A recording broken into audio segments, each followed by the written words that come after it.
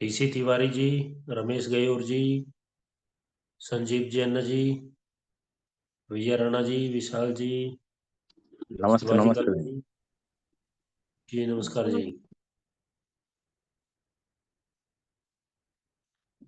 किसी का कोई प्रश्न है तो वो पूछ सकते हैं।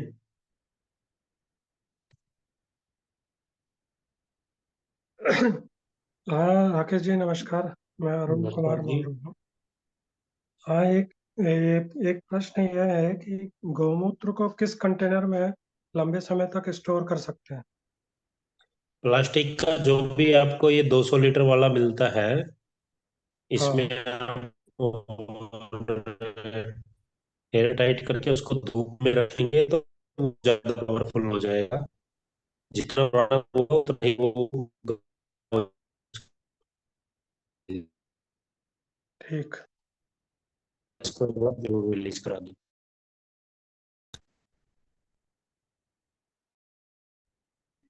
जी ठीक है, कोई और क्वेश्चन?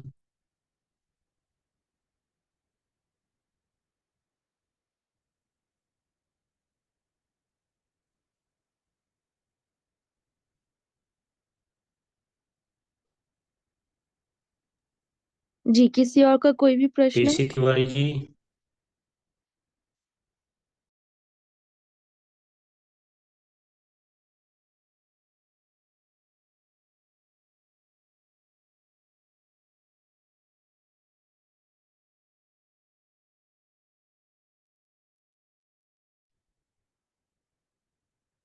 हेलो। जी जी। प्रणाम सर।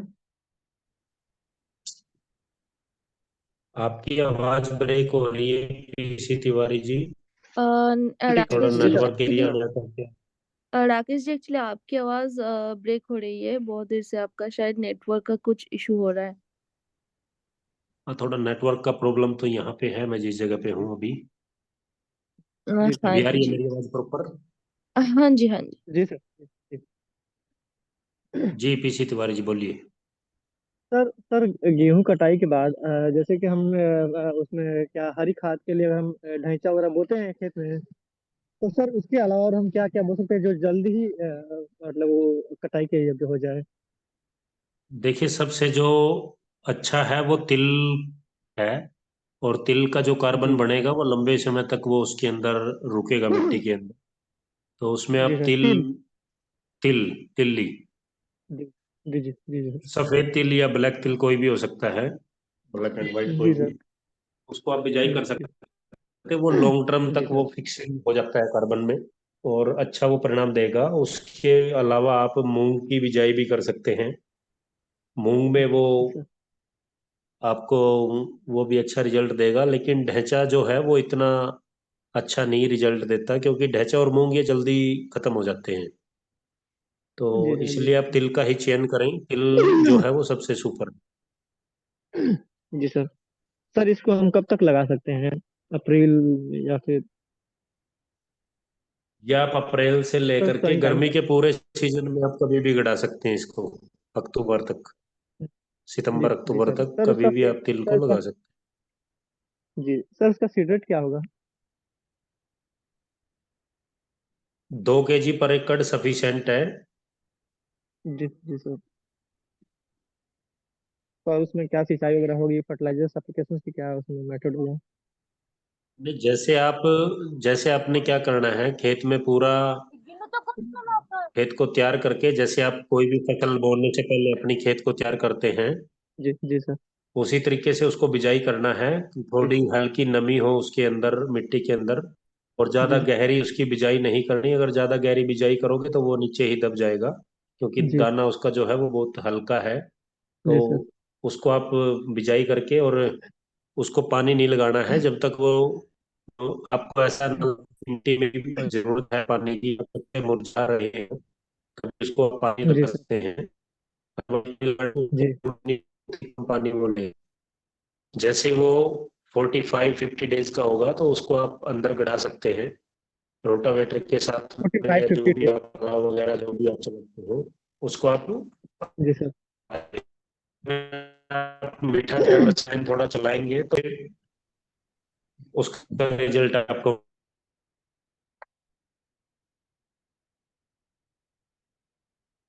सर आवाज नहीं आ रही।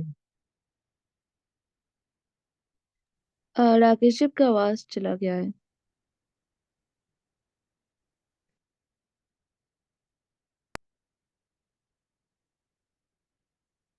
सर आवाज नहीं आ रही है। उनको शायद सुनाई नहीं दे रहा है, नेटवर्क इशू हो रहा है, वो फिर से ज्वाइन करेंगे फिर। जी सर, थैंक यू सर।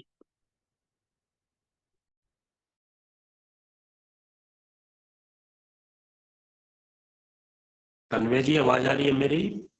हाँ अभी आ रही है, थोड़ा सा धीमे आ रही है जी। जी कोई और प्रश्न किसी किसान भाई का तो वो पूछ सकते हैं। ये आप बिजाई का दोबारा से रिपीट कर देंगे क्योंकि आपकी आवाज ब्रेक कर रही थी। जैसे आप खेत को पहले पूरा अच्छे तरीके से तैयार कर लें, थोड़ी हल्की नमी मिट्टी के अंदर हो, तभी आप उसकी बिजाई करें। और उसको ज्यादा गहराई तक नहीं डालना है, सिर्फ ऊपर ही डाल करके थोड़ा हल्का वो पाटा पाटा उस पर चला दें ताकि वो अच्छे से उसमें मिक्स हो जाए।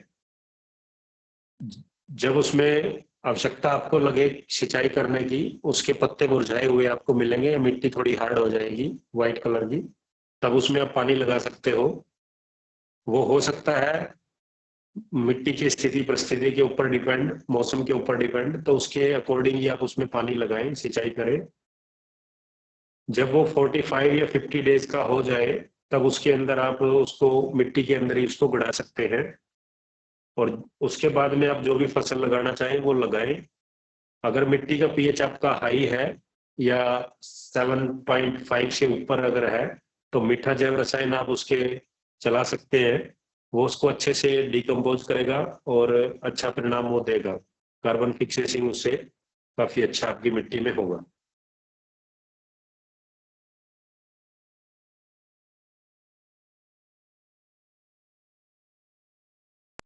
जी आई थिंक अभी सुनाई दिया। जिनका प्रश्न था उनका सॉल्व हुआ क्या?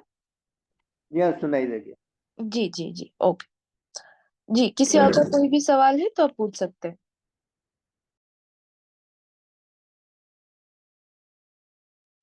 राकेश जी नमस्कार। नमस्कार जी नमस्कार, कैसे हैं? जी जी, मैं छत्तीसगढ़ से बोल रहा था सर, सोनू राम। जी जी जी सोनू जी बोलिए। हाँ सर, मैं मिट्टी परीक्षण मतलब सैंपल का एक दो मैं थोड़ा पूछना चाहता था प्रश्न।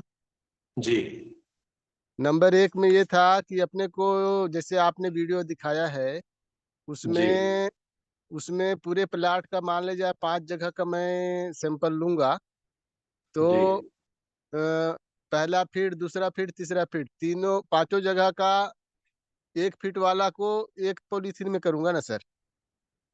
नहीं देखिए, उसमें आपको क्या कर रहा है, मोस्टली जितनी भी कोई भी फार्मर की एक लैंड है वो एक जैसी ही होती है, बहुत कम रेयर केस में होती है जो अलग अलग तरीके की होती है। तो जी आपको मालूम रहता है कि मेरी 1 फुट तक का मान लो मिट्टी का स्ट्रक्चर ये है, और जी। उससे आगे 2 फुट 3 फुट या 5 फुट तक का मिट्टी का स्ट्रक्चर ये है। हाँ तो आप उसी के अकॉर्डिंग उसको सैंपल को कलेक्ट करोगे। अगर आपकी जी मिट्टी में मान लो सेम है तो आप उसको किसी भी सेंटर पॉइंट से भी आप ले सकते हैं, या जी कोशिश करें एक या दो जगह से कम आप ले लें उसको। ऊपर जी की जी लेयर को ऊपर वाले उसमें मिला सकते हैं पार्ट में, जो सैंपल आपने जी कलेक्ट किया है दोनों के ऊपर लेयर सैंपल की। जी जो जी नीचे वाली है उनको नीचे में आप मिला सकते हैं।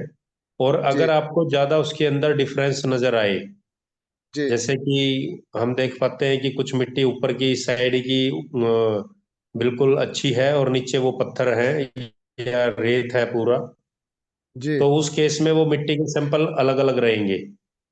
जी जी। तो उसमें वो ठीक आपको मिक्स नहीं करना है, उसमें वो अलग ठीक। ही उसको रखना है, और उसी के अकॉर्डिंग जिस एरिया पे वो मिट्टी का स्ट्रक्चर है उस पे जी आप कोई भी मार्क करके उसे उतने ही एरिया में फिर वो उसके अकॉर्डिंग वो प्रैक्टिस करेंगे। जी जी, ये समझ आ गया सर। अभी दूसरी बात था समझ आ गया सर। दूसरा बात ये था कि कितना मॉइस्चर होना चाहिए, सुखा के करना है या कुछ जैसे अपन सैंपल निकालेंगे वैसी पैकिंग करना है? नहीं, जैसे आप सैंपल निकालते हैं वैसे ही आप उसको दे सकते हैं, लेकिन उसमें ज्यादा नमी ना हो। सिर्फ इतनी नमी हो कि लड्डू आप बना के उसका देखें, अगर वो जी थोड़ा सा हल्का सा बन जा रहा है और उंगली लगाते ही फूट जा रहा है तो इतना वो जी उसमें चलेगा। चलेगा, ठीक है, वो भी क्लियर हो गया। तीसरा सर, कितना मात्रा में देना है सर? ये आप कम से भी कम एक सैंपल में आपकी लगभग 900 से 900 ग्राम से 1 केजी तक आप दे सकते हो। लगभग जी जी 500 ग्राम ऊपर की लेयर का और 500 ग्राम नीचे की लेयर का।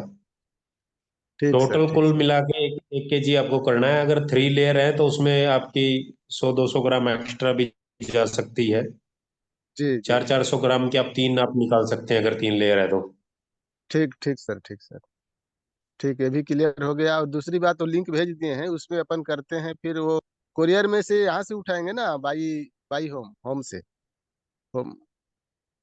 उसमें क्या है कि आप हमारे जो कस्टमर केयर टीम है उनसे आप नंबर ले लीजिएगा। जी वो उनको आप बताइएगा कि इस नंबर से इस एड्रेस से आपको उठवाना है जी तो वो उठवा लेंगे।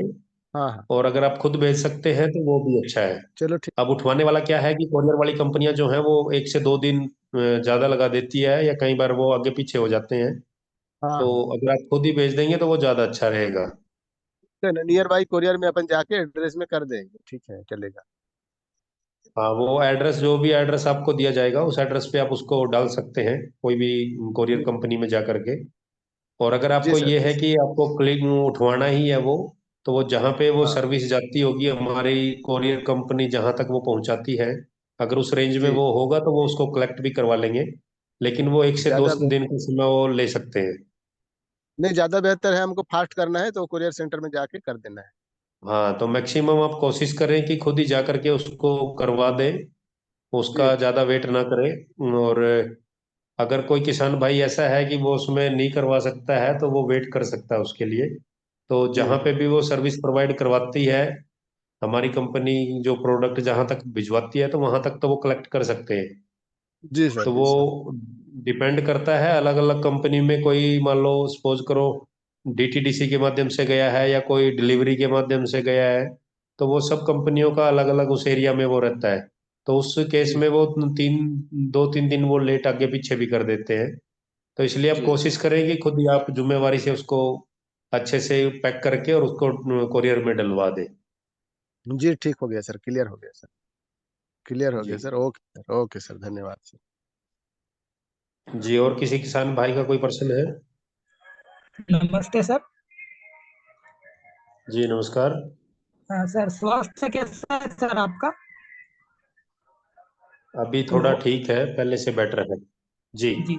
सर, हमारा प्रश्न था कि अभी सर गेहूं की फसल ले रहे, उसमें जो शुरुआती में जो बेसल डोल लगता है ना सर, गोवर्धन खनिज जी। खाद, वो उसमें सब कुछ मिक्स करके, जैसे सफेद खनिज है, कार्बन रिचार्जर और भस्म रसायन और मही राजा, ये सब कुछ मिक्स करके उसमें सर पहले पानी के पहले उसमें डाल दिया था सर जमीन में। अभी सर सेकंड स्टेप में सर अभी उसमें और क्या क्या दे सकते हैं ऊपर से? जैसे उसमें अभी ये फफूंद भक्षक तरल और ये चारों जो भक्षक थे ये भी है, नैनो खनिज भी है और एनपीके भी है। तो इनको अभी सर चलाना है या फिर जैसे जो दूसरे जो फार्मूले, छाछ द्रव्य रसायन, अन्न द्रव्य रसायन, या फिर ये जो सजीव जल है, तो इनको अभी सर यूज करना है सेकंड स्टेप जी। में? जी, मैं आपको जी पूरा ये शेड्यूल एक बताता हूँ, उसी के हिसाब से आप फॉलो करिएगा। जैसे आप जी बिजाई करते हैं तो केमिकल में जब बिजाई करते हैं तो नीचे डीएपी डालते हैं किसान भाई। जी उसकी जगह पे आपको उसकी जगह पे आपको यूज करना है गोवर्धन खनिज खाद। 50 जी केजी सर। गोवर्धन खनिज खाद में आप मिला सकते हैं 1 केजी सूरपाल, 1 केजी हाँ सुपर सोयल, 250 ग्राम नैनो महिराजा और हाँ। 500 ग्राम फफूंद भक्षक पाउडर। जी अगर आपकी मिट्टी का पीएच लो है तो आप उसमें मिक्स कर सकते हैं भस्म रसायन 1 केजी, अदरवाइज उसको ना मिलाएं अगर पीएच हाई है तो। सर, पीएच नॉर्मल है, तो इसमें सर भस्म रसायन सर आधा किलो सर ऐड किया है। पीएच अगर नॉर्मल है उसमें 1 kg आप मिला सकते हैं। Okay okay sir. इसको आप और मिलाने के बाद में और अपनी बिजाई कर दें, जी अच्छे से वो मिक्स हो जाए, और जुताई करके और उसमें बिजाई आप कर दें। जैसे ही आप पहला पानी लगाते हैं, पहला हाँ पानी लगाने से पहले आप 25 kg गोवर्धन खनिज खाद डाल सकते हैं और पानी हाँ दे सकते हैं। जैसे ही उसके अंदर वो पानी थोड़ा सूख जाए, खेत उसमें पाँव रखा जाने की स्थिति में वो हो जाए, तब हाँ 25 kg आप ऊपर से दे सकते हैं। अगर आप वो बाद में नहीं दे सकते तो 50 kg भी आप डाल करके फिर वो पानी यहाँ पर लगा सकते हैं। लेकिन अगर उसको आपको अच्छा रिजल्ट लेना है तो आप दोनों टाइम में डालोगे 25-25 kg, तो वो ज़्यादा अच्छा रहेगा। फिर अगर कुछ किसान भाई अगर ना डाल पाए हो पानी से पहले, तो वो जिस टाइम उसमें खेत में नमी है तो उस टाइम पे 50 kg गोवर्धन खनिज खाद ऊपर से आप छिड़काव कर सकते हो। ध्यान इसमें ये रहे कि वो एक जगह पे ज्यादा ना गिरे, प्रॉपर तरीके से पूरे उसमें वो ब्रॉडकास्टिंग वो अच्छे से हो, ताकि कोई भी प्लांट को कोई नुकसान ना पहुंचे। अगर आपका एक जगह पे वो ज्यादा गोवर्धन खनिज खाद आपने डाल दिया तो वो हो सकता है प्लांट को भी आपको नुकसान पहुंचाए। तो आप उसको अच्छे तरीके से बिखेर करके ही पूरे उसमें एरिया में डाल लें। आप जब भी पहला पानी लगाते हैं उसके साथ में आप चला सकते हैं अन्न द्रव्य रसायन, जीवाणु जल, फफूंद भक्षक, भक्षक V+, भक्षक M+, भक्षक PM। जितने भी हमारे मित्र फंगस वायरस बैक्टीरिया और जीवाणु हैं, उन सबको आप पानी के साथ में चला सकते हैं। फर्मेंटेशन आप अलग अलग उनका करोगे, लेकिन पानी जब आप लगाओगे तो उनको सकते हो आप। दूसरे पानी पे आपको क्या करना है कि फसल घुट्टी आनी है। अगर मिट्टी का पीएच हाई है तो उसके अंदर से नमक आप निकाल दें। सिर्फ सरसों की खली को ही आप उसमें यूज करें, या तिल की खली या फिर नीम की खली का आप बना करके वो उसको घोल के अच्छे से पानी के साथ में चला सकते हैं। इस दौरान बीच में ही अगर आपको कोई ऐसा लगे कि इसमें कोई नाइट्रोजन की डिफिशियंसी है, या कोई आयरन की है, या कोई जिंक की डिफिशियंसी है, तो उसमें आप नैनो पार्टिकल को स्प्रे भी दे सकते हैं। लेकिन उसके लिए वो आपको पहचान करनी पड़ेगी कि प्लांट के अंदर किस तत्व की डिफिशियंसी है, उसी का ही आप उसमें स्प्रे दे सकते हैं। अगर तीनों की डिफिशियंसी है, नाइट्रोजन फास्फोरस पोटास, तो 2 ml/लीटर आप नैनो NPK का स्प्रे दे सकते हैं। और अगर आपको लगे कि इसमें सिर्फ नाइट्रोजन की डिफिशियंसी है, तो सिंपल जो नैनो नाइट्रोजन है उसका आप स्प्रे दे सकते हैं 2 ml/लीटर। इसके अलावा अगर स्टार्टिंग टाइम में आप नैनो खनिज एडवांस का एक स्प्रे भी दे देंगे, तो मैक्सिमम फसल आपकी स्टार्टिंग बेस में ही अच्छी चलेगी और हर एक न्यूट्रिशन उसके अंदर पूर्ति रहेगा। जब आप उसके बालियों में जिस टाइम पे वो आएगी गबोट में, उस टाइम पे आप नैनो पोटेशियम और नैनो कैल्शियम उसका आप स्प्रे जरूर निकाल लें। उससे आपकी फसल जो है वो अच्छी होगी और वजन दाने का बनेगा, क्योंकि उस स्टेज में प्लांट को पोटेशियम और कैल्शियम की बहुत ज्यादा जरूरत होती है।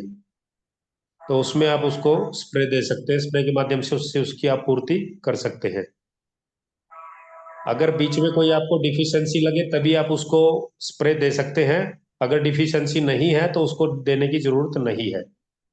तीसरे पानी तक आप डाल सकते हैं 50 kg गोवर्धन खनिज खाद, और उसकी रिक्वायरमेंट के अनुसार अगर फसल में रिक्वायरमेंट अगर आपको लग रही है तो आप उसको डाल सकते हैं।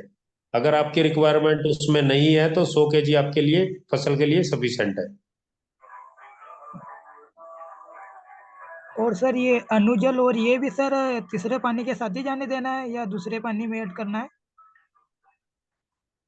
अणु जल आप ऐसे नहीं चलाओगे, हाई CN रेशो आप चला सकते हो, लेकिन उसमें भी आपको ध्यान रखना पड़ेगा आपकी मिट्टी का पीएच लेवल क्या है।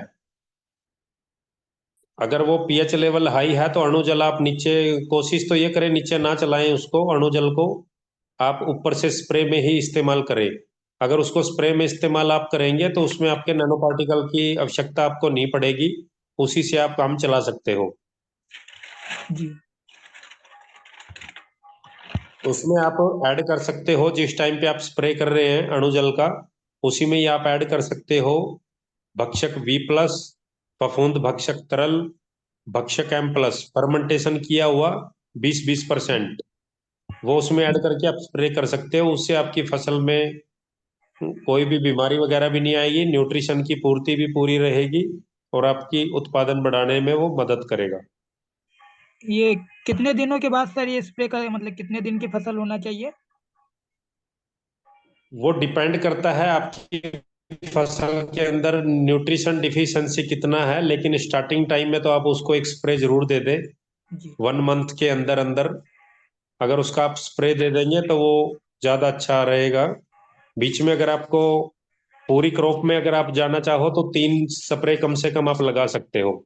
एक जिस टाइम पे वो 1 मंथ की है, और फिर सेकंड मंथ में, और फिर थर्ड मंथ में, या ओके सर। फ्लावरिंग जीने लगेगा तब। Okay thank you sir. जी, और किसी किसान भाई का कोई प्रश्न है? सर जो आप गोवर्धन खाद के बारे में बताए हैं तो ये 50 kg कितने खेत में पड़ेगा? 1 एकड़, 1 एकड़ में? जी सर। सर एक उसमें क्या एकड़ क्या में ये और मिलाया पड़ेगा। जाएगा साथ? जी सर। उसमें आप मिला सकते हैं फफूंद भक्षक पाउडर, सूरपाल, जी नैनो महिराजा। जी जी सर। सर उससे पहले खरपतवारों के लिए क्या हम डालें? खरपतवार के लिए तो अभी आपको थोड़ा संघर्ष करना पड़ेगा। वैसे वो अभी हमारे को खरपतवार लगते हैं, वो उसका नुकसान वो तभी करेगा जब वो आपकी फसल से ऊपर हो गया है। अगर नीचे है जी तो वो सर। नुकसान नहीं करेगा। लेकिन गेहूं अभी के बहुत केस छोटा में क्या है कि वो मैक्सिमम वो ऊपर हो जाता है, तो उसके लिए आप उसकी निराई गुड़ाई करके ही उसको निकाल आप सकते हैं। जी सर। जैसे आप भूमि उपचार कंप्लीट करोगे तो वो सब चीजें ऑटोमेटिक आपकी बैलेंस हो जाने वाली है। तो आपसे रिक्वेस्ट ये है सभी से कि आप भूमि उपचार की प्रक्रिया जरूर पूरी करें। अपनी मिट्टी को समझें, उस मिट्टी को आप कैसे अच्छा कर सकते हैं, उसके अंदर कैसे न्यूट्रिशन ऐड कर सकते हैं, कैसे माइक्रोब्स उसके अंदर ऐड कर सकते हैं। जितनी ज्यादा में उसमें माइक्रोब्स होंगे, मित्र, फंगस, वायरस, बैक्टीरिया और जीवाणु, आपकी फसल उतनी ही अच्छी रहेगी। आपकी मिट्टी के पंच महाभूत भी उसी से बैलेंस होने वाले हैं। अगर आपने उनको अच्छे से डेवलप नहीं किया या उसको अच्छे से नहीं समझा, आप प्रोडक्टों को ही डालते रहे, यूज करते रहे, और मिट्टी का आपने भूमि उपचार की प्रक्रिया नहीं की, तो आप कहीं ना कहीं हर बार आपको प्रोडक्ट खरीदने पड़ेंगे। वो उससे आपकी कॉस्टिंग बढ़ने वाली है। तो इसलिए आप कोशिश करें कि ज्यादा से ज्यादा माइक्रोब्स को आप डेवलप करें अपने खेत में, मिट्टी में, और भूमि उपचार कंप्लीट करें। भूमि उपचार कंप्लीट में क्या करें कि पहले आप मिट्टी की टेस्टिंग करवाएं। टेस्टिंग में जो भी आपको उसमें कमी लगी है मिट्टी में, उसी के ऊपर आप फोकस करें, उसी को आप ठीक करें। अगर माइक्रोब्स की कमी है तो माइक्रोब्स को बढ़ाएं, न्यूट्रिशन की कमी है तो न्यूट्रिशन को बढ़ाएं, मिट्टी नेगेटिव है तो उसमें ऊर्जा जल वगैरह दे करके मिट्टी को पॉजिटिव करें। भूमि उपचार में जी ये सर। सिर्फ 3 ही काम करने होते हैं कि मिट्टी को पॉजिटिव करके अणु और जीवाणु यानी कि न्यूट्रिशन और न्यूट्रिशन अवेलेबल करवाने वाले बैक्टीरिया को ज्यादा से ज्यादा मात्रा में आपको डेवलप करना है। कंपोस्ट खाद आपको मिले तो उसको आप ऐड करो ज्यादा से ज्यादा मात्रा में, क्योंकि जितनी ज्यादा कंपोस्ट खाद आप उसमें रखोगे उतने ही बैक्टीरिया की कॉलोनी उसमें अच्छे से डेवलप होगी। और मिट्टी में डिस्टरबेंस ना करे, ज्यादा ज्यादा उसकी जुताई निड़ाई जी गुड़ाई सर। ना करें, उसको मेंटेन करके रखें। और कोशिश करें कि आप हॉर्टिकल्चर में जाएं। अगर आपको अच्छी अर्निंग करनी है, गेहूं और धान को आपको छोड़ना पड़ेगा, इसमें आपको अच्छी अर्निंग नहीं होगी। आप जाइए वेजिटेबल में और हॉर्टिकल्चर में, फ्रूट्स में। जी सर। और उसमें आपको भूमि उपचार करने में भी आसानी रहेगी, मिट्टी को डिस्टरबेंस भी नहीं होएगा, अच्छा उत्पादन आप और अच्छा रेट आप ले पाओगे, अच्छे फल का, सब्जियों का। तो कोशिश ये करें कि आप कोई भी सीजनली क्रॉप, जैसे गेहूं लगा रहे हैं तो गेहूं ही लगाते जा रहे हैं, धान लगा रहे हैं तो धान ही लगाते जा रहे हैं, तो आप मिश्रित खेती आप करिए, फसल चक्र को जैसे बदलिए। पहले के साथ। हाँ। फसल चक्र को बदलिए और उसके अंदर मैक्सिमम आप हॉर्टिकल्चर और वेजिटेबल ही उगाए। जी सर। अब सोल भी मदद करने लगी है सभी फार्मरों को। आप उनको बता जी सकते हैं कि किस एक्सपर्ट के साथ में और कितना भूमि उपचार करके वो कर रहे हैं, तो जो भी आपका उत्पाद होगा उसको बिकवाने में भी सोल आपकी मदद करेगा। उस इस प्लेटफॉर्म से भी आप अपने उत्पाद को अच्छे रेट में बेच सकते हो। लेकिन उसके लिए आपको प्रॉपर भूमि उपचार करना पड़ेगा, एक्सपर्ट के साथ में रह करके कार्य करना पड़ेगा। वो पूरा डिटेल आपके पास में होनी चाहिए। और सभी किसान भाई अपना सर्टिफिकेट रजिस्ट्रेशन वगैरह जरूर करवा ले। ऑर्गेनिक फार्मिंग में जो भी आपके स्टेट लेवल पे या जो भी संस्थाएं जो सर्टिफिकेट बनाती है ऑर्गेनिक फार्मिंग का, वो आप जरूर बनवा लें। उसके बगैर आपका माल कहीं पे भी कोई भी कंपनी या कोई भी व्यक्ति आने वाले समय में नहीं खरीदेगा। इसलिए आप कोशिश करें कि अपना रजिस्ट्रेशन उसमें जरूर करा लें। अभी आप सोल के माध्यम से करवा सकते हो अपना रजिस्ट्रेशन। पंजाब के जो फार्मर है पंजाब में, और जो आपके मध्य प्रदेश के फार्मर है वो करवा सकते हैं, और राजस्थान के जो फार्मर हैं वो आप करवा सकते हैं। उसके लिए वो हम लोग आपको हेल्प कर देंगे। तो आप अपना रजिस्ट्रेशन जरूर कराएं। अभी और स्टेटों के साथ में भी बातचीत चली हुई है, जैसे ही वो क्लियर होगी तो हम आपको बताएंगे। तो अपना वो रजिस्ट्रेशन उसी टाइम पे आप जरूर करा लें। अगर कोई भी कंपनी अभी आपका कर रही है या कोई संस्था आपका अगर कर रही है ऑलरेडी, तो उसमें आप जा करके करवा सकते हैं।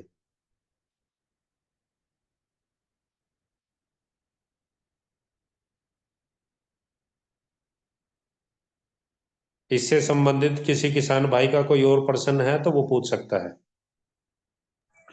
सर ये रजिस्ट्रेशन करवाएंगे तो जिनकी शुरुआती जो ऑर्गेनिक खेती की ओर जो जा रहे हैं तो वो भी करा सकते हैं, या जो पिछले 2-3 सालों से जो करते आ रहे हैं सिर्फ वही करा सकते हैं?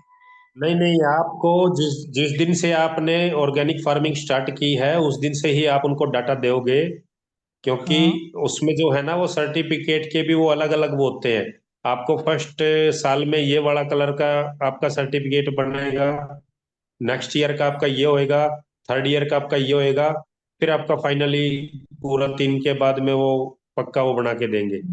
वो हर हाँ एक वही। साल का अलग अलग आपका रहता है। तो उसी के बेस पे आप जिस दिन से फर्स्ट डे से आप करते हो तो उसी में जी ही आप अपना रजिस्ट्रेशन जरूर करा लें। जी जी सर।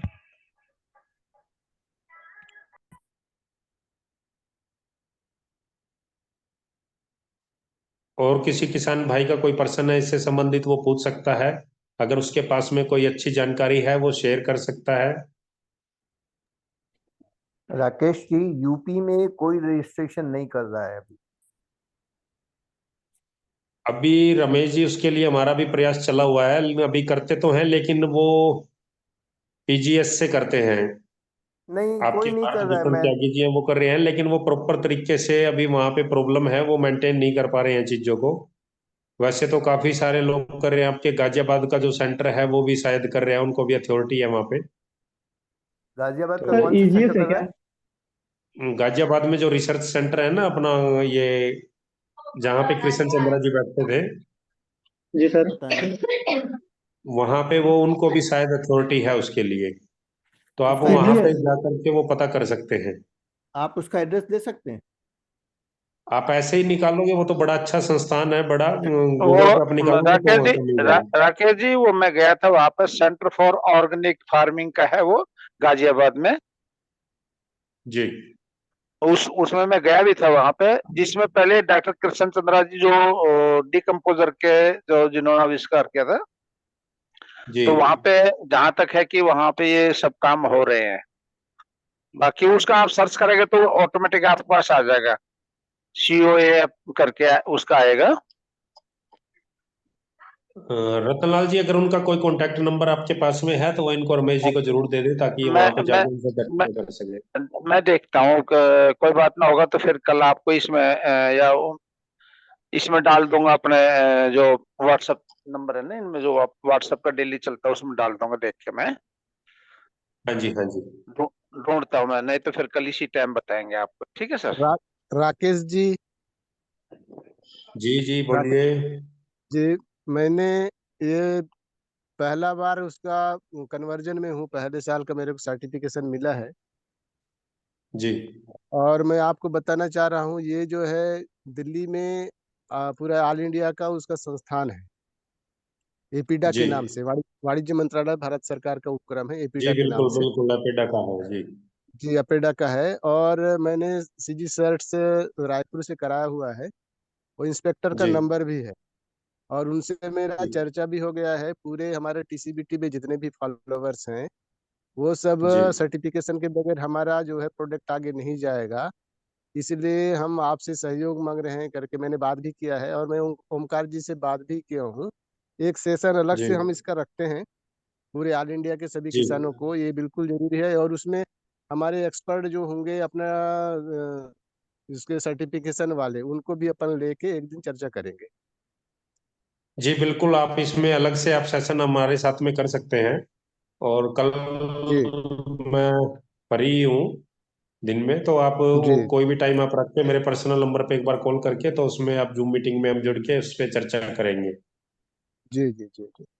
वो अपने अधिकारी से जी सहमति भी मिला, चलो ठीक है, जब भी जैसा होगा तो मैं बात करूंगा करके बोले हैं। अपने छत्तीसगढ़ वाले हैं तो छत्तीसगढ़ का ज्यादा जोर देंगे, लेकिन लेकिन अपने को पूरे इंडिया भर के सब किसान हैं तो वो उनके पास जरूर विभागीय तौर से उनके पास रहता है डाटा, वो उपलब्ध करा जी देंगे। जी बिल्कुल।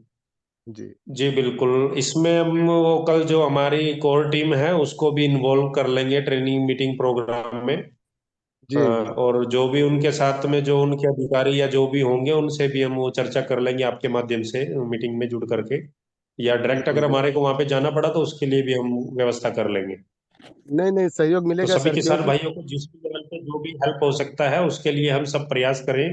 जिसको जी जो भी जानकारी है या जो भी कोई अच्छी वो अपॉर्चुनिटी कहीं पे हमारे को मिले तो उसकी वो जरूर शेयर करें, ताकि वो सब मिलके एक संगठन में एकत्रित एक जगह पे होकर के वो सबकी समस्याओं का हल निकाल सके। बिल्कुल बिल्कुल। अभी क्या है, मैंने एक अपना बस्तर संभाग का दंतेवाड़ा करके एक जिला है, उस जिला में मैंने गया हुआ था, मैं अपने सम्मेलन में, तो वहाँ पीजीएस में कराए हैं। पीजीएस में उनका जी सर्टिफाइड सर्टिफिकेशन है, लेकिन जब का एनपीओपी जब तक नहीं करेंगे तब तक वो इंडिया से बाहर नहीं जाएंगे, ना उसको फाइनल माना जाएगा। इसलिए जरूरी जी, है बल्कि ये हमारे एनपीओ सभी ये अपने किसानों को। प्रोडक्ट तो जितने भी हैं, अपने प्रोडक्ट जितने भी है वो एनपीओपी वो रजिस्टर्ड है पूरे, है ना। बिल्कुल बिल्कुल और बिल्कुल, ये ठीक है। जी, और अपेडा से ही हम वो करेंगे तो वो ज्यादा अच्छा रहेगा। और भी एक दो अच्छा, को इसी तरीके से वो देख करके उनसे वो करवा सकते हैं। हाँ हाँ। और हमारा हमारा जो है ये प्रोडक्ट का वैल्यू जो है तभी बढ़ेगा जब हम एनपीओपी में आ जाएंगे। बिल्कुल बिल्कुल। हम्म, देखिए, उसके लिए हमारे को सभी किसान भाइयों को ये जानना पड़ेगा कि हमारी प्रोडक्ट की क्वालिटी क्या है, हमारी मिट्टी की क्वालिटी क्या है। जी अगर मिट्टी की क्वालिटी अच्छी होगी तभी प्रोडक्ट की क्वालिटी अच्छी होगी। और जी इतने गहराई में हमारे को ये समझनी पड़ेंगी सभी चीजें। जैसे एक साइंटिस्ट गहराई में जाता है, इसी तरीके से हमारे को भी हर एक क्रॉप की गहराई में जाना पड़ेगा, अपनी मिट्टी की गहराई में जाना पड़ेगा, ताकि कोई भी अगर एक्सपोर्टर हमारे से माल खरीदे तो हम उसको बता सके कि हमारे प्रोडक्ट में, हमारे फूड में ये न्यूट्रिशन की वैल्यू इतनी है, जी और ये इतने इसमें वो क्वालिटी है। तो तब वो जब गहराई से हम उनके साथ में बैठेंगे, उनको अपने प्रोडक्ट की जो विशेषताएं हैं वो बताएंगे, क्वालिटी बताएंगे, तभी वो हमारे से अच्छे रेट में परचेज करेंगे। और अगर ऐसा हम नहीं करते और हमारे को अगर उसकी पूरी जानकारी नहीं है तो अच्छा रेट हम उसका नहीं ले सकते, और ना ही हम बिल्कुल उसको बिल्कुल। प्रॉपर तरीके से प्रेजेंट कर पाएंगे। तो इसलिए हर एक हाँ, किसान भाई को सीखना जरूरी है। सीखने के लिए आप जितने ज्यादा से ज्यादा खर्च कर सकते हैं वो सीखने पे ही करिए। ये मेरी आपसे पर्सनल राय है कि वो आप बुक खरीदिए, उनको आप पढ़िए। आप गूगल पे सर्च करिए यूनिवर्सिटी वगैरह के जो भी नोट्स या जो भी आपको अवेलेबल हो मटेरियल, वहां से उसको आप पढ़िए। वृक्ष आयुर्वेद जी या और भी काफी सारा मटेरियल आपको सोल के माध्यम से मिल जाएगी कुछ बुकें, तो उनको आप खरीद के उनको आप पढ़िए। जितनी ज्यादा आप नॉलेज लेंगे और जितना अच्छे से आप उसको करेंगे, उतना ही आपका उत्पाद जो है अच्छी क्वालिटी का होगा, और तभी उसको अच्छा रेट हमारे को मिल पाएगा। अगर बिल्कुल हम सर, ऐसे ही सही वो बोले। जो भी डालते रहे और बिना उसके किसी साइंटिफिक डाटा के अगर हम ऐसे ही काम करते रहेंगे तो कहीं ना कहीं फेल हो जाएंगे। और अगर साइंटिफिक डाटा के साथ में हम करेंगे तो हमारी वैल्यू कहीं ना कहीं बढ़ने वाली है। इसीलिए हम बिल्कुल लोग पंचमहाभूत तो है ही है, उसके साथ में हम लैब की रिपोर्ट को भी हमने वो किया है कि लैब में रिपोर्ट करवा के आप चेक करेंगे हर एक चीज को। क्योंकि हमने वो कितने टाइम में पीछे देखा है कि कोई भी ये पंचमहाभूत को कुछ लोग नहीं मानते। वो ऐसा समझते हैं कि ये तो अपना धर्म का प्रचार प्रसार कर रहे हैं। तो इसीलिए हम वो सब एफर्ट लगाएं जिसमें हमारे को किसान को ऊपर उठाने में मदद मिले। तो उसके लिए वो जो हमने अभी ये मिट्टी टेस्ट के लिए बात की है आईसर से, तो उनके साथ में मिलके हम उस पर अच्छा काम कर रहे हैं। आप सभी अपना सहयोग उसमें करिए, जो भी आपके आसपास में, या जैसे अभी इन्होंने बताया सोनू जी ने कि वो एपिडा के और उनके उसमें जानते हैं उन लोगों को, तो उनके साथ में भी बैठ करके हम मीटिंग एक कर सकते हैं। और अच्छा किसान को प्रोवाइड कैसे करवा सकते हैं वो सब, उसके लिए हम सदा तत्पर रहेंगे और हैं पहले से ही। तो हमारे को सीखना पड़ेगा, और सीखने के लिए ही हमने ये किसान संवाद या हमारा सोल एजुकेशन ऐप है, उसमें आप जा करके और भी काफी सारे लोग जो है सीखने का मटेरियल प्रोवाइड करवाते हैं। तो उनको जी आप जी करिए, उनसे जुड़े। और मिट्टी के स्ट्रक्चर को समझिए। आपकी मिट्टी जो है वो बहुत ही अच्छी अगर आप करोगे, बैक्टीरिया उसके गंदे होंगे तो तभी वो आपका फूड क्वालिटी अच्छा हो सकता है। अगर आपने वो प्रॉपर तरीके से डेवलप नहीं किया, न्यूट्रिशन वहां पे है नहीं, तो कहीं ना कहीं आप परेशानी में रहोगे, अच्छी क्वालिटी का फूड आप नहीं उगा पाओगे। और कोशिश ये करें कि मिश्रित खेती आप करें, ताकि सभी आप मसाले, दालें, अनाज सब वो प्रोवाइड करवा सके, और ज्यादा से ज्यादा मुनाफा आप उसमें ले सकें। एक फसल को आप छोड़िए, अनेक फसलों को आप अपनाइए, उसी से आपका अच्छा अर्निंग हो सकता है। और किसान है तो वो उगाना जानता है, उगाने के ऊपर ही वो फोकस करिए। जो बेचना जानता है वो बेचने के ऊपर फोकस करेगा।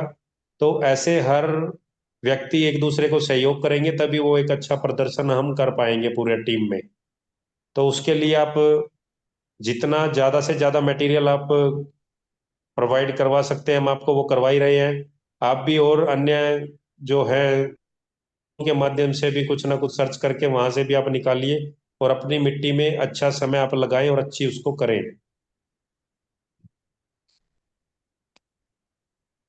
जी जी सर। मैं एपिडा के जूम मीटिंग में भी रहा हूँ एक बार। तो वहाँ से भी उनको इंटरनेशनल स्तर पर उनका भी पूरा वो होता है कि हम अपने प्रोडक्ट को किस ढंग से बेहतर बनाए, उनके ऊपर भी दबाव।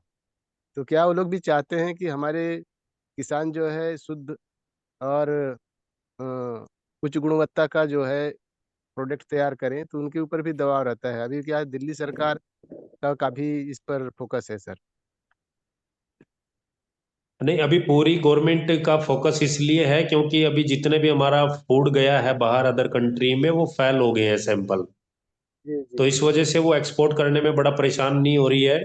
और जब वो बाहर माल नहीं जाएगा तो अर्थव्यवस्था तो डगमगाएगी ही। और बिल्कुल। अर्थव्यवस्था मैक्सिमम वो फार्मर के ऊपर ही डिपेंड है। अगर फार्मर का फूड और फार्मर अच्छा होगा तो अर्थव्यवस्था देश की अच्छी होगी। तो इसलिए उन पे दबाव है। और जो मोदी सरकार है वो इसीलिए वो ऑर्गेनिक की तरफ थोड़ा फोकस कर रहे हैं, ताकि जी अच्छी क्वालिटी का फूड हम एक्सपोर्ट कर सके। अभी चावल हमारा गया था, वो कई कंट्रियों में चावल फेल हो गया है। और सबसे दुर्भाग्य की बात यह है कि अपने देश में जो अदर कंट्री में जो केमिकल बैन है वो यहाँ पे यूज किए जाते हैं। तो उसको भी सरकारों को थोड़ा सा ध्यान तो देना चाहिए। हम लोग भी उसके लिए एफर्ट करते हैं, थोड़ा उनसे बातचीत करते हैं। लेकिन वो ये है कि वो सरकारें कहीं ना कहीं उनसे कुछ ना कुछ उनको अर्निंग आती है, तो वो उस पर ज्यादा दबाव प्रेशर वो क्रिएट नहीं कर सकते एकदम। लेकिन धीरे धीरे करके वो सब चीजों को वो भी सरकार भी समझ चुकी है वो सब चीजें, तो वो धीरे धीरे ही करेगी। लेकिन हम लोग जितना जल्दी इसको कर लेंगे कन्वर्ट ऑर्गेनिक फार्मिंग में, और अच्छा उत्पाद अगर हम बना के वो देंगे, तो जितना जो जल्दी कर लेगा उतना ही उसके लिए अच्छा बेनिफिट वो देगा। जी सर जी सर। और गवर्नमेंट की और भी काफी सारे स्कीमें आती है। अगर किसी किसान भाई के पास में कोई संपर्क में है वो डिस्ट्रिक्ट लेवल पे या कोई स्टेट लेवल पे, तो उनकी भी आप जानकारी लीजिए। और जितने भी अपने टीसीबीटी सोल के साथ में ऑर्गेनिक फार्मिंग जो कर रहे हैं लोग, उनको आप मदद करिए। आप जूम मीटिंग में आकर के उनको बताइए, उनको नंबर शेयर करिए। और जैसे भी आप किसी कोई भी इस तरह के जूम मीटिंग में ऐड होते हैं, तो उनको भी आप लिंक भिजवा दीजिएगा, जो भी ग्रुप वगैरह में है। जैसे अभी आप बोल रहे हैं कि अपीडा की उनकी जूम मीटिंग में मैं था, तो उन लोगों से बोल करके भी आप ग्रुप में उसको डाल सकते हैं परमिशन ले करके। और जितना ज्यादा हम वो जानकारी हमारे पास में रहेगी उतना ही हम अच्छे से ग्रोथ कर पाएंगे। तो जिस भी जी लेवल पे जिस भी प्लेटफॉर्म पे आपको वो मिले तो उसको आप जरूर शेयर करें, ताकि वो ज्यादा से ज्यादा लोगों तक सके और सब उसका लाभ उठा सके। बिल्कुल सर, सही बात है। किसी किसान भाई के पास में कोई और अच्छी जानकारी है तो वो शेयर कर सकता है, बता सकता है। ये सिर्फ मेरे लिए नहीं है, ये सब आपके लिए है। मेरा तो सिर्फ इन्होंने इसलिए कर दिया है कि भाई चलो आप इनसे पूछ सकते हैं, अदरवाइज ये मेरा भी अभी सीखना जो है वो चला ही हुआ है, और मैं भी आप लोगों से सीखता ही हूँ, विजिट के माध्यम से या फिर सुन करके मीटिंग ट्रेनिंग के माध्यम से। तो आप भी अपना जब तक अनुभव शेयर नहीं करेंगे तो वो ज्ञान आगे नहीं बढ़ेगा। तो इसलिए आपसे मेरी ये प्रार्थना है कि अब लगभग 27 फार्मर इसमें जुड़े हुए हैं, अगर एक एक वो हाँ अच्छी ठीक है, जानकारी वो भी देंगे तो 27 टॉपिक सही जानकारी करती है, वो क्या कार्य मिलेंगे। करती है?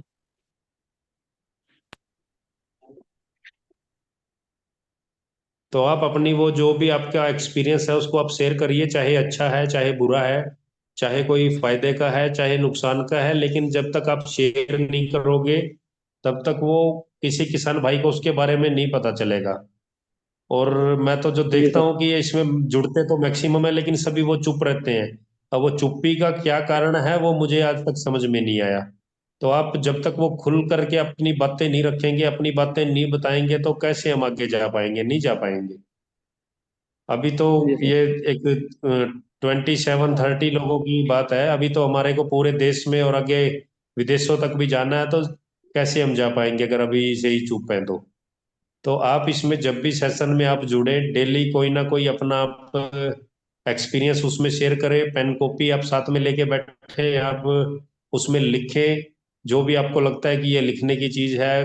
क्योंकि क्या होता है कि वो जब आप किसी के साथ बातचीत करते हो सुनते हो तो आपको वो उस टाइम पे तो समझ में आती है, लेकिन कुछ टाइम के बाद में व्यक्ति का वो माइंड है वो उससे स्लिप हो जाती है, वो भूल जाता है।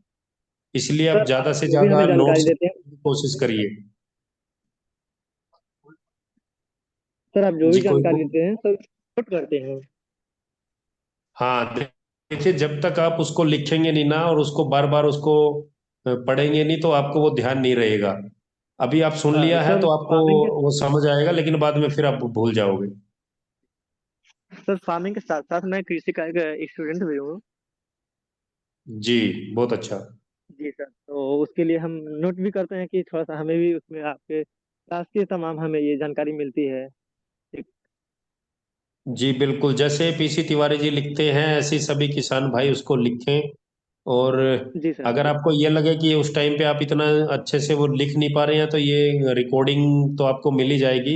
उसको रिकॉर्डिंग को आप जी सर। सुन करके फिर आप अपने नोट्स वगैरह बना सकते हैं। जी जी सर। जी सर। जी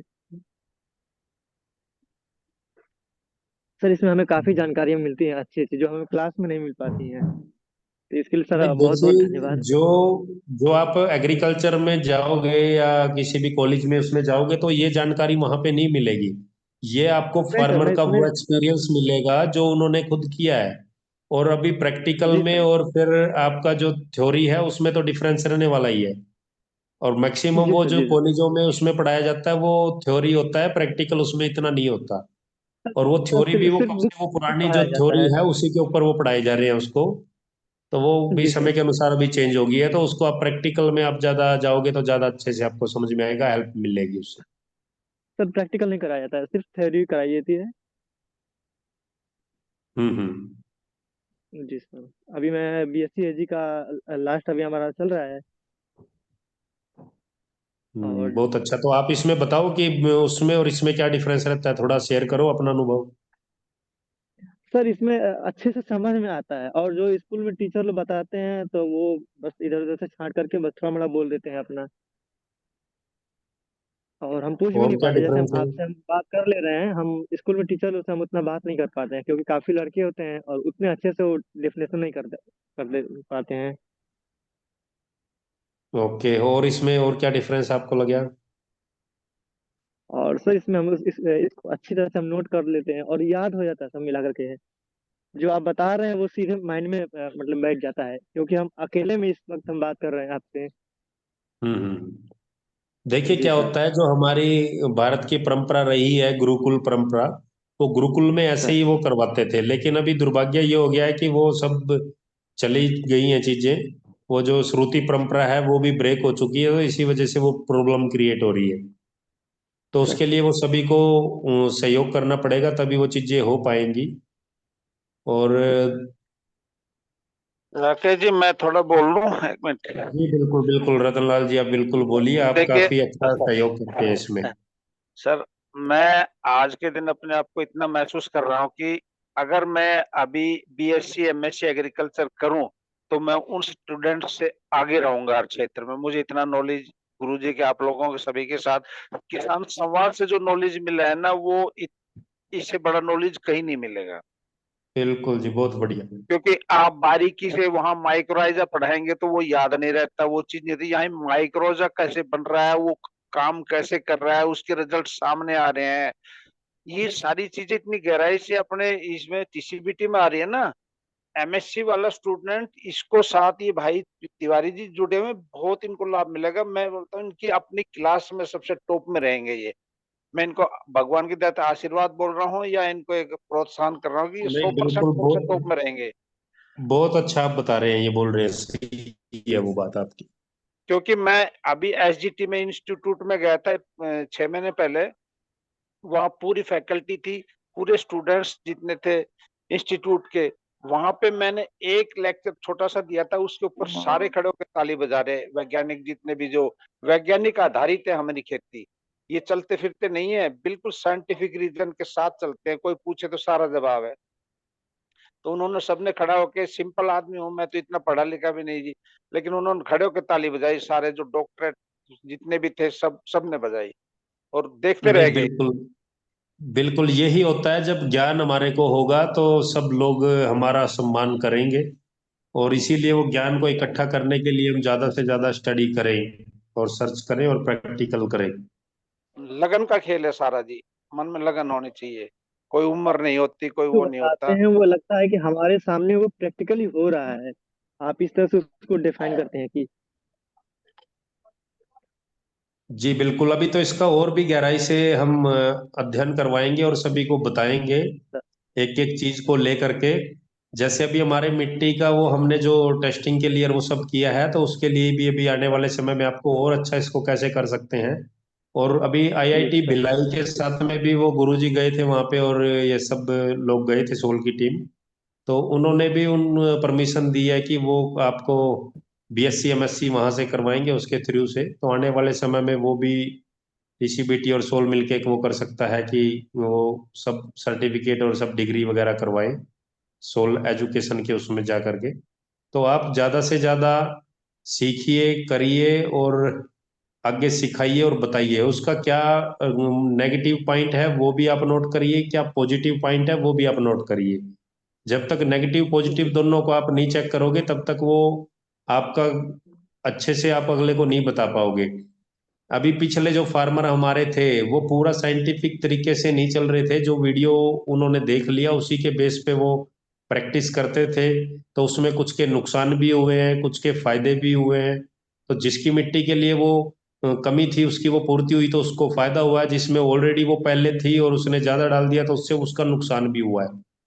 और गुरु जी का क्या है कि वो पूरे भारत को, पूरे देश को नजर में रख के वीडियो बनाते हैं। उसकी पूरी गहराई में वो नहीं बताते, क्योंकि इतना वो वीडियो भी काफी लंबा हो जाता है। उन्होंने मोटा मोटा जो ज्ञान है वो रखा है सभी के सामने। तो वो आगे हमारी जिम्मेवारी है कि हम उसको अच्छे से समझें और किस पे वो कितना अप्लाई करना है, उसमें हम साइंस के माध्यम से भी उसमें सर्च करके उसको उसी हिसाब से वो डोज को डिसाइड करें और वो डालें।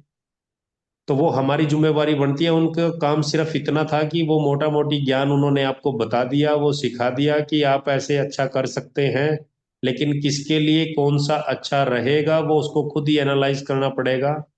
वो गुरुजी भी बोलते हैं कि हमने वो गवर्नमेंट को या सबको ये सब चीजें दे दी है, तो वो सर्च करें ना, वैज्ञानिक लोग जो बैठे हैं उन काम के लिए। तो हम भी वो उस पे सर्च करें। वैज्ञानिक तो जब करेंगे करेंगे, लेकिन हम अपने खेत में अपनी फसल पे उसकी सर्च करें और उसको नोट करें पूरा।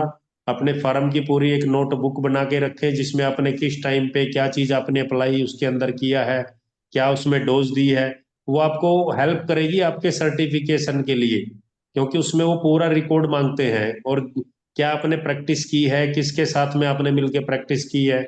तो वो भी काफी सारी अहम चीजें होती हैं जिनसे आपको आने वाले समय में लाभ मिलेगा। तो आप उसको पूरा रिटर्न में अगर रखोगे तभी आपकी वो कहीं ना कहीं सुनवाई होगी। अदरवाइज ऐसे ही आप डालते रहे, यूज करते रहे और बोलते रहे कि भाई ये हमारा ऑर्गेनिक है, तो कोई उसको पूछने वाला नहीं है। आप पूरे डेटा के साथ में बात करिए, अपनी पूरी प्रैक्टिस के साथ में बात करिए, अपनी मिट्टी को समझ करके, अपने न्यूट्रिशन वैल्यू क्या है आपकी फूड की, उसके बेस पे आप बात करिए, और फिर आप अच्छा रेट आप लीजिए उसका। अभी मैंने कुछ देखा है कि कुछ किसान भाई वो सिंपल प्रैक्टिस करते हैं और वो फिर उसको उत्पाद को सोचते हैं कि वो अच्छे रेट में बिक जाए, तो वो स्टोर करके रख लेते हैं और बाद में पता चलता है कि उसको किसी ने उसका खरीदा ही नहीं, बिका ही नहीं। तो उसमें भी हमारे को किसान भाइयों को थोड़ा बहुत ध्यान देने की आवश्यकता है कि हम उतना ही रेट स्टार्टिंग में रखें जिससे हमारा माल अच्छे से बिक जाए और अच्छी क्वालिटी का। जैसे जैसे हम वो सारी प्रैक्टिस करेंगे, वो पूरा डेटा अगर हमारे पास में होगा तो हम अगले को वो समझा पाएंगे, अगले को सेटिस्फाई कर पाएंगे, तभी हम उससे अच्छा रेट ले सकते हैं। तो उसके लिए आप पूरा जितना भी ज्यादा से ज्यादा उसकी जानकारी आपके पास में है आपकी फसल की, आपके उत्पाद की, उसको आप नोट करके रिटर्न में आप रखिए, और उसके बेस पे ही आप अपना जो हानि लाभ है उसको जोड़ करके ही आप अपने रेट डिसाइड करें। अदरवाइज जी जैसे अपने एक दो फार्मर मैंने देखे हैं कि उनका अभी तक भी वो गेहूं ऐसे ही रखा हुआ है उन्होंने, तो वो बिका ही नहीं है, तो वो कहीं ना कहीं लॉस के ही कारण है। पूरा साल उन्होंने उसको संभाला, उसको अच्छे से वो रखा, लेकिन वो उनको ये था कि अच्छे रेट में ये निकल जाएगा, इस रेट में बिक जाएगा, तो वो नहीं बिका। फिर उनको ऐसा था कि भाई चलो बीज में निकाल देंगे, बीज में उस टाइम पे बिक जाएगा, वो बीज में भी नहीं निकला, क्योंकि अगर हम उसकी वैल्यू ही हाई ज्यादा रख देंगे तो वो नहीं बिक पाएगा। हम उसको ज्यादा वैल्यू ना रख के अपनी प्रोडक्शन को बढ़ाएं, उस पे हम जोर लगाएं। जितनी ज्यादा प्रोडक्शन हम निकाल लेंगे, वैल्यू तो उसी हिसाब से अगर कम भी रखेंगे तब भी हाई हो जाने वाली है। तो इस चीज का आप विशेष ध्यान रखें। इससे संबंधित आपकी कोई भी जानकारी या कोई भी सुझाव है वो आप कल फिर इस जूम सेशन में आकर के शेयर कर सकते हैं, बता सकते हैं। आज का समय हो चुका है और मेरे पास भी अभी एक फार्मर आए हुए हैं, थोड़ा उनके साथ भी मेरे को चर्चा करनी है। तो बाद में भी आप मेरे से मिल सकते हो, जब भी मैं इसमें सेशन में आऊंगा तो आप मेरे को बता सकते हैं, या पर्सनल में मेरे को मैसेज डाल सकते हैं। कोई आपके पास में ऐसी जानकारी है या कुछ पूछना चाहते हैं, मेरा मोबाइल नंबर जो है वो आप मैक्सिमम लोगों के पास में है ही है। अगर फिर भी आपके पास में नहीं है तो मैं चैट बॉक्स में भी डाल देता हूँ, आप नोट कर लीजिए, उस पर आप मैसेज छोड़ दीजिए। अगर मैं फोन आपका नहीं उठा पाया तो आप पे कर देंगे तो मैं आपको जवाब। जी राकेश सर, धन्यवाद आपका। और साथ ही में सभी किसान भाइयों को मैं बताना चाहूंगा, हमने अपना जो कस्टमर केयर का नंबर है चैट बॉक्स में छोड़ दिया है। जो भी कस्टमर हमारे साथ जुड़ना चाहते हैं, कोई जानकारी लेना चाहते हैं, तो डायरेक्टली आप कस्टमर केयर पे कॉल करके भी जानकारी ले सकते हैं। और उसके अलावा अभी हमारा ट्रेनिंग प्रोग्राम चल रहा है बेंगलोर में, हैदराबाद में और भोपाल में। तो आप लोग जहाँ भी हैं, जो भी आपके आसपास का लोकेशन पड़ता है, पुणे में भी एक ट्रेनिंग सेशन होने जा रहा है। तो जो भी आपके आसपास का लोकेशन है, आप लोग ज्यादा से ज्यादा कोशिश करें कि ट्रेनिंग में अटेंड करें, क्योंकि आप लोग ट्रेनिंग में अटेंड करेंगे तो आपको कुछ ना कुछ सीखने को जरूर मिलेगा वहाँ पे। और जैसा कि मैं हर रोज ये अपडेट देता हूँ, तो हमें कुछ रिस्पॉन्स भी मिलते हैं, बहुत अच्छा रिस्पॉन्स आ रहा है आप लोगों की तरफ से। आप लोग हमें कॉल करते हैं, कस्टमर केयर नंबर पे भी कॉल अच्छे आ रहे हैं। सब लोग पूछते हैं कि ट्रेनिंग का रजिस्ट्रेशन कैसे करना है, या फिर हम लोग मिट्टी की जांच करवाने के लिए कैसे कर सकते हैं, हम लोग भी आपकी सहायता करते हैं। तो आप लोग जितना ज्यादा हो सके, कोई भी क्वेरी हो, आप लोग डायरेक्टली कस्टमर केयर पे कॉल कर सकते हैं, या फिर राकेश सर ने अभी अपना नंबर चैट बॉक्स में छोड़ दिया होगा, आप उनसे बात कर सकते हैं डायरेक्टली। और अपना जो भी क्वेरी हो, आप लोग बेझिझक हमसे पूछ सकते हैं। यहाँ पे हम लोग आपका किसान संवाद में स्वागत करते हैं, हर रोज स्वागत करते हैं, ताकि आप लोग का कोई भी सवाल हो, कोई भी प्रश्न हो, तो आप लोग पूछे। और बहुत किसान भाई आप होते हैं इसमें कि तीर लगाए रहते हैं। आप इसमें जी एक सर। चीज का और ध्यान रखें सभी किसान भाई, आप अपने नाम के साथ में इसमें जुड़े, क्योंकि कुछ किसान भाई वो डाल देते हैं उसमें मोबाइल नंबर या वो जैसे अभी मैं एक देख पा रहा हूँ सभी में, इसमें ओप्पो करके कि ये आया हुआ है, तो इसमें ये पता ही नहीं चल रहा है कि कौन है ये। हमारे को नाम से भी उसकी पहचान होती है कि भाई इनसे हमारी बात हुई है। जैसे मैं इसमें देख पा रहा हूँ मेघपाल राणा जी और दिवाकर जी, सोनू जी, ये सब के जितने नंबर है तो हमारे को ये मालूम रहता है कि ये किस फार्मर के साथ में हमारी बात हो रही है। जी। तो मैक्सिमम आप कोशिश करें अपने नाम के साथ में इसमें जुड़े। और सुधांशु जी, मैं आपसे भी ये बोलूंगा कि अगर कोई व्यक्ति बिना उसके नाम के उसको ज्वाइन कर रहा है तो उसको आप ज्वाइन ना करने दें। अब वो अपने नाम के साथ में इसमें ज्वाइन करें, और उसको आप जी हेल्प सर। करें, उनको बोलें कि आप नाम के साथ में इसमें ऐड होंगे तो ये हो पाओगे, अदरवाइज ऐड इसमें नहीं हो पाओगे। तो जब तक हम उसमें थोड़ा सा रूल रेगुलेशन फॉलो नहीं करेंगे, सिंसियर नहीं बनेंगे, तब तक वो अच्छा हम नहीं कर पाएंगे। तो आपसे मेरी प्रार्थना है कि आप नाम से ही जुड़िए। जी धन्यवाद राकेश सर, आपने सुझाव अच्छा दिया है। आगे से कोशिश करूंगा मैं जो आपने बताया उसको फॉलो किया जाए।